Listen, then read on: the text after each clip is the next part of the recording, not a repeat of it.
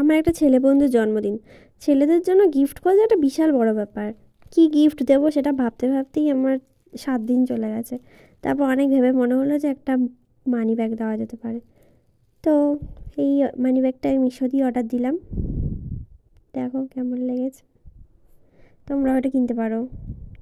অল্প দামে গিফট হিসেবে খুব সুন্দর জিনিস।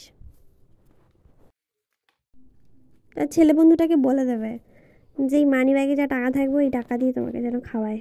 আমি তো বলে দিয়েছি। আর যদি তোমাদের মনে হয় যে একটু বেশি কম দাম হয়ে গেছে, তাহলে একটা কাজ করো, ওর মধ্যে কিছু ক্রেডিট কার্ড ঢুকিয়ে দিও। তাহলে দামি গিফট হয়ে যাবে।